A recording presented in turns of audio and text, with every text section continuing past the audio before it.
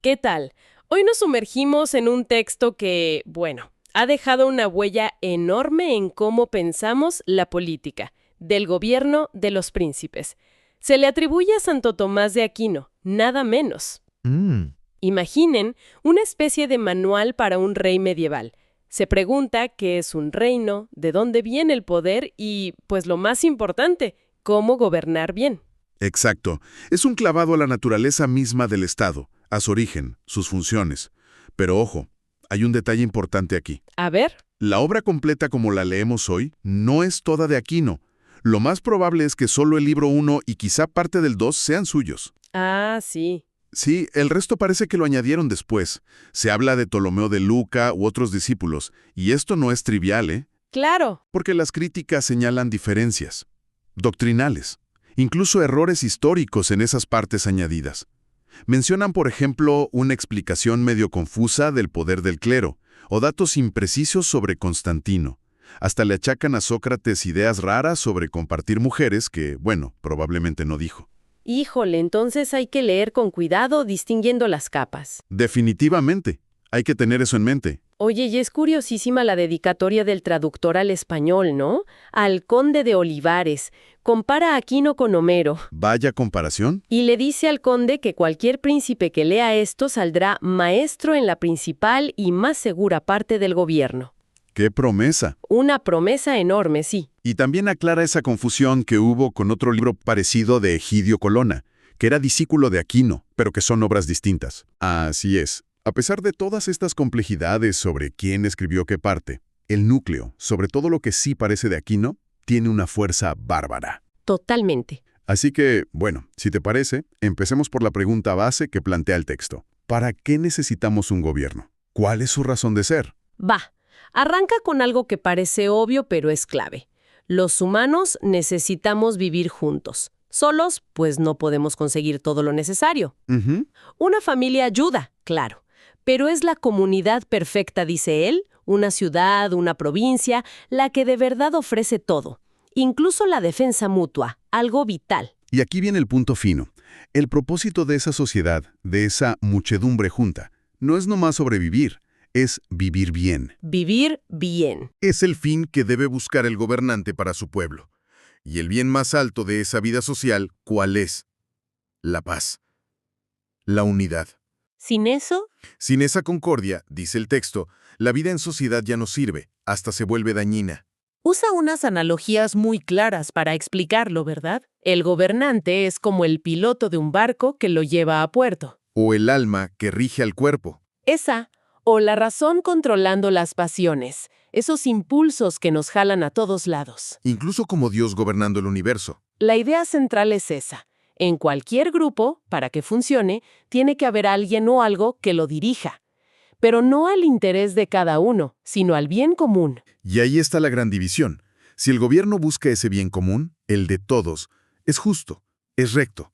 Pero si busca el bien particular del que manda, entonces es injusto. Perverso. Cita al profeta Ezequiel muy fuerte. Ay de los pastores que se apacentaban a sí mismos. Uf. El mensaje es directo. El gobernante es pastor del rebaño, no debe servirse de él. Y esto nos lleva de lleno a ese debate clásico. ¿Qué es mejor? ¿Que gobierne uno solo o que gobiernen muchos? El texto parece inclinarse mucho por uno solo, la monarquía. Eso sí, sí es justa. La lógica que usa es que la unidad es más eficaz para lograr la paz, el orden, que es el fin principal. Claro. Argumenta que lo que es de suyo uno puede fundar mejor la unión que muchos, y busca ejemplos en la naturaleza, ¿no? Sí, sí. El corazón manda en el cuerpo, la razón en el alma, las abejas siguen a un rey, Dios es uno. Como el arte imita la naturaleza. Exacto. Entonces concluye, el gobierno de uno es lo más natural, lo más perfecto, un razonamiento muy de su época, muy jerárquico. Pero aguas, aquí viene la advertencia clave. Así como la monarquía justa, el reino, es la mejor forma, Ujú. su versión corrupta, la tiranía, es la peor de todas. Definitivamente. Y tiene lógica. Si todo el poder está en uno y lo usa mal, el daño es mucho mayor que si estuviera dividido. Exacto. Es una espada de doble filo ese poder concentrado. El texto luego clasifica las formas de gobierno, muy sistemático, siguiendo un poco a Aristóteles.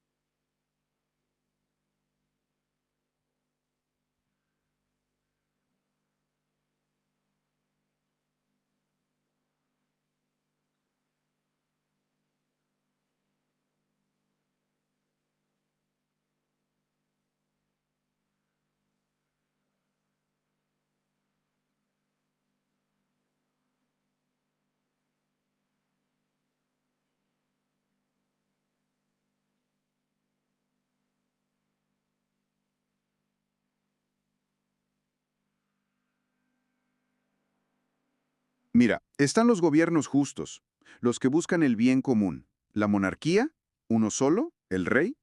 La aristocracia, unos pocos, pero los virtuosos, los optimates. Y la policía, o politeia, gobierno de muchos, como una república, o gobierno constitucional, donde la gente gobierna para todos. Ok, esos son los buenos, digamos. Y luego los injustos, que buscan el bien propio del gobernante. La tiranía, uno solo para su beneficio. La oligarquía, pocos ricos oprimiendo.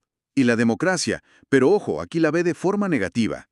¿Cómo? Como el gobierno de la multitud pobre, la plebe, que oprime a los ricos. Dice que todo el pueblo será como un solo tirano. Una visión muy diferente a la nuestra hoy, ¿eh? Uf, sí, totalmente. Y se enfoca mucho en el tirano, ¿verdad? Lo pinta terrible. Lo destroza. Dice que es el peor porque se aleja más del bien común. Genera miedo, desconfianza. Te impide que la gente sea virtuosa. Exacto, porque le teme a la gente buena, a la excelencia. Para quedarse en el poder, siembra pleitos, prohíbe que la gente se junte, matrimonios, banquetes, para que no agarren confianza y conspiren. ¡Qué maquiavélico! Y el resultado, dice, es que los súbditos se vuelven pusilánimes, cobardes, serviles. Cita a Salomón: un príncipe impío es como un león enojado y un oso hambriento.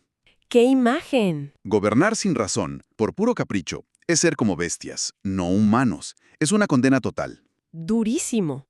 Pero es interesante que, aunque prefiere la monarquía ideal, no ignora del todo a las repúblicas. No, no las ignora. Cita a Salustio, el historiador romano. Ah, ¿sí? Salustio decía que Roma creció muchísimo después de echar a sus reyes, a los que el texto llama tiranos. ¿Y por qué? Porque la gente, según Salustio, se esfuerza más por el bien común cuando siente que el poder no está solo en uno. Menciona incluso cómo los romanos ponían de su bolsa cuando faltaba dinero público, un gran compromiso cívico. Qué interesante. Pero luego, como buen debate, viene el contraargumento, ¿no? Así es, vuelve a defender la monarquía. Dice que, en la práctica, es más fácil que salga un tirano de un gobierno de muchos, una república, una democracia de esas antiguas, que de una monarquía. ¿Cuál es la lógica ahí? Porque las divisiones, las peleas entre facciones, las guerras civiles que pueden pasar en un gobierno colectivo, pues crean la oportunidad perfecta para que uno, el más vivo, el más fuerte, se quede con todo el poder. Ah, claro, el vacío de poder. Y usa otra vez a Roma de ejemplo.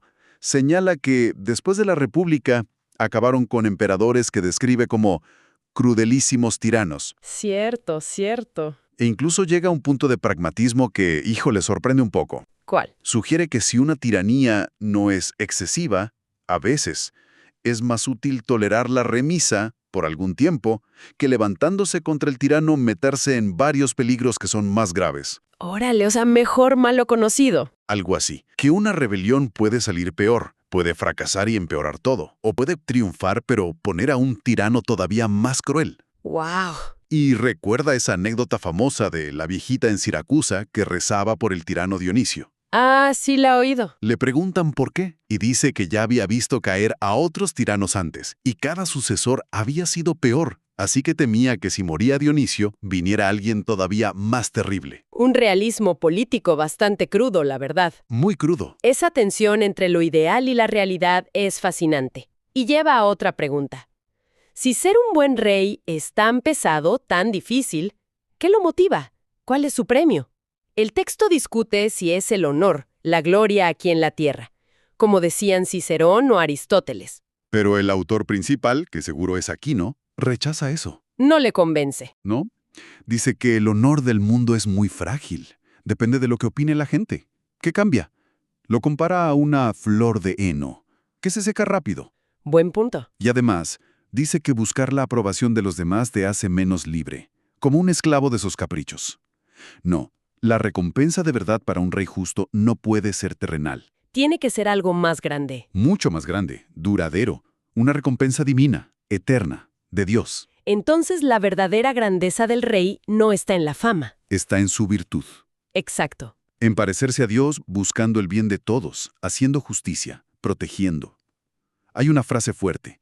Tanto es un hombre más acepto a Dios, cuanto más se llega a serle semejante. Ujú. Hasta cita el Éxodo, donde a los jueces los llaman dioses. para subrayar esa dignidad casi divina de gobernar bien. Y como es una chamba tan difícil, el premio celestial tiene que ser igual de grande, proporcional. El modelo a seguir es claro. El rey debe ser como el alma para el cuerpo, o como Dios para el mundo. ¿Y su tarea principal cuál es? Asegurar que el pueblo viva bien. Y esto lo desglosa en 3 cosas. 1. Primero, instituir las bases para esa buena vida. Unidad, paz. 2. Segundo, conservarlas. 3. Y tercero, aumentarlas, mejorarlas. ¿Y qué se necesita para esa buena vida? Principalmente la virtud. Pero también, como herramienta, dice, una suficiencia de bienes materiales. Porque para hacer el bien, pues a menudo se necesita lana. Claro, y hasta da consejos prácticos de cómo fundar una ciudad. Casi un manual de urbanismo medieval. Sí, es sorprendente. Dice que el rey debe imitar a Dios al crear, elegir un buen lugar, y los criterios son interesantísimos. Clima templado, aire y agua sanos, hasta sugiere revisar los órganos de los animales de la zona. No me digas. Sí, tierra fértil, un entorno agradable, con bosques, campos, y claro, que sea seguro, fácil de defender. Toda una planeación. Y luego, planificar cómo distribuir el territorio. Para ciudades, campos, escuelas, cuarteles, comercio. Y organizar a la gente por oficios, asegurarse de que todos tengan lo necesario. Muy completo. Y una vez que está la comunidad, al gobernarla, el rey debe guiarla a su fin último. Y aquí viene una distinción clave para entender la Edad Media. A ver, El fin último del ser humano, argumenta, no es solo vivir virtuosamente aquí en la tierra. Es algo más alto, la fruición divina, la felicidad eterna con Dios. el cielo, digamos. Exacto. Pero como ese fin se alcanza por gracia divina, no solo por esfuerzo humano, la tarea de guiar directamente a eso no le toca al rey terrenal. Entonces, ¿a quién? Esa es función del gobierno divino, de Cristo, y en la tierra, de su representante, el Papa. Ahí está, la conexión iglesia-estado. Justo ahí, los reyes cristianos, por importantes que sean en lo suyo, deben estar sujetos al Papa en lo espiritual. El que se ocupa de los medios, la vida buena aquí, debe seguir al que se ocupa del fin último, la salvación. Una jerarquía muy clara. Tiene sentido dentro de esa cosmovisión. Y después de estos principios tan elevados, el texto se vuelve súper práctico. Casi un manual de administración. Habla de la riqueza del reino, por ejemplo. ¿Qué dice de eso? Distingue entre riqueza natural, viñedos, bosques, ganado, casa, y la artificial, el dinero, oro, plata. ¿Y cuál prefiere? Curiosamente, la natural. Dice que da más autosuficiencia y que es más placentera, porque lo propio deleita más. Pone a Salomón de ejemplo. Y hasta justifica la casa diciendo que es natural que el hombre domine a los animales. Vaya.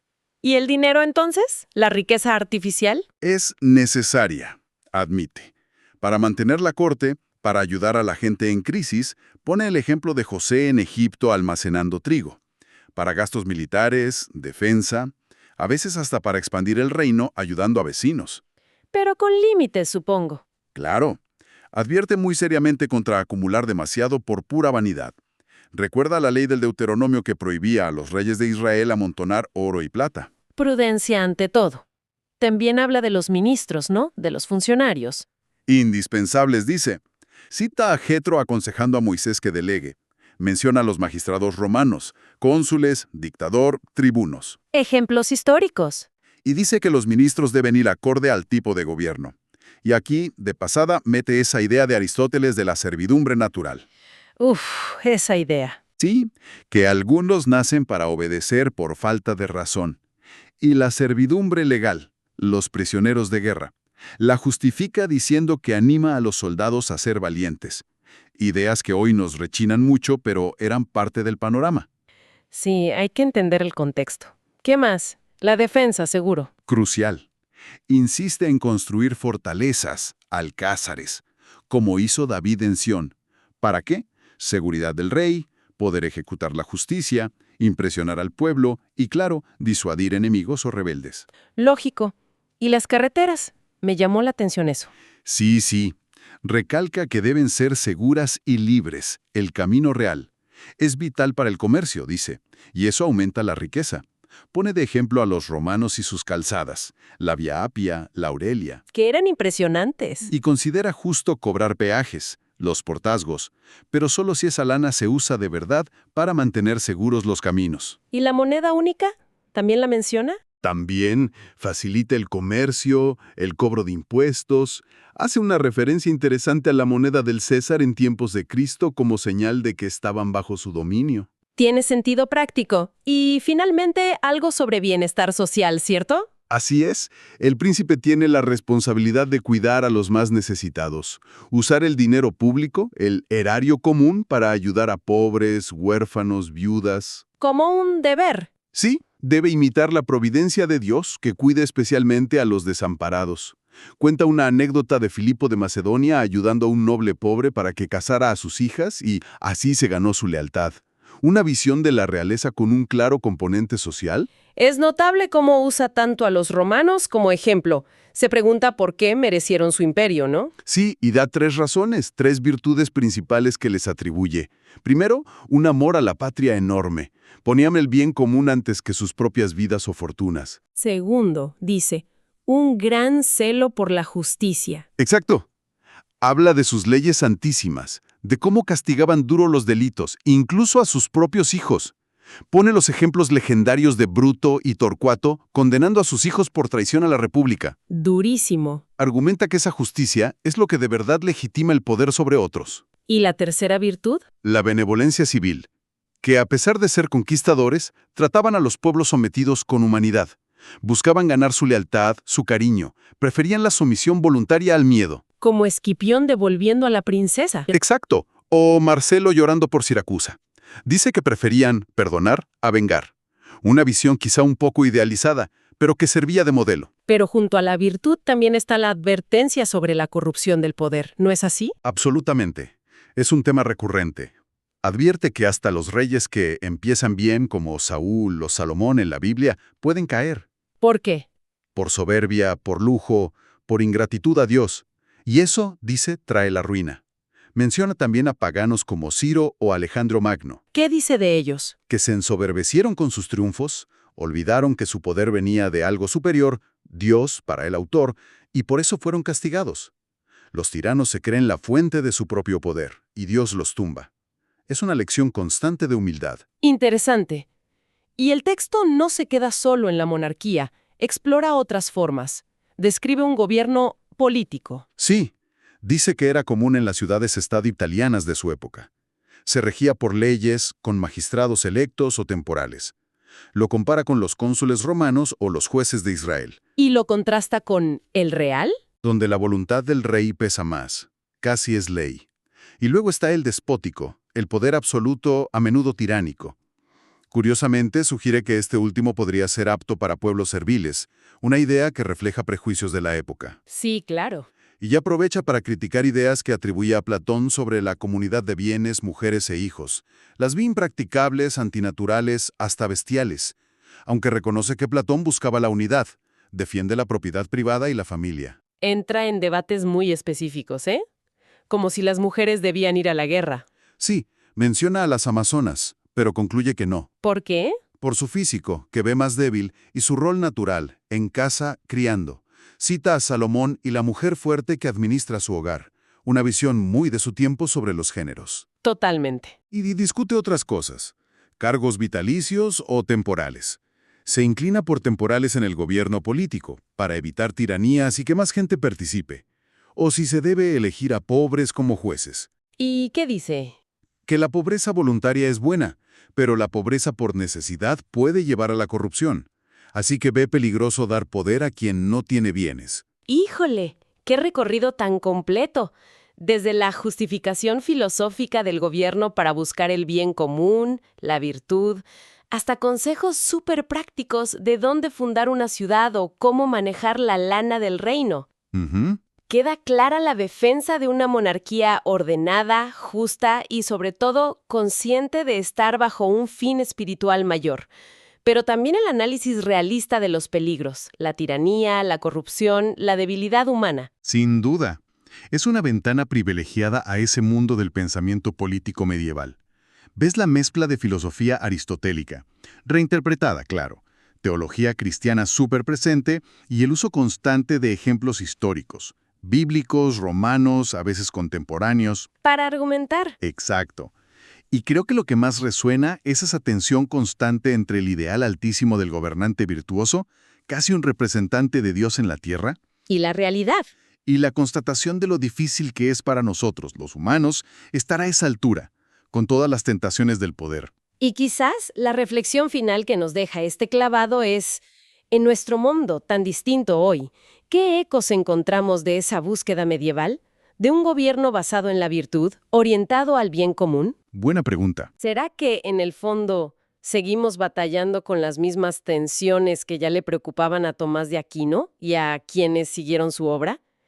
Esa lucha entre el poder de uno y el de muchos, entre la ley y la voluntad del líder, entre el interés propio y el servicio público. Algo para seguir pensando, ¿no?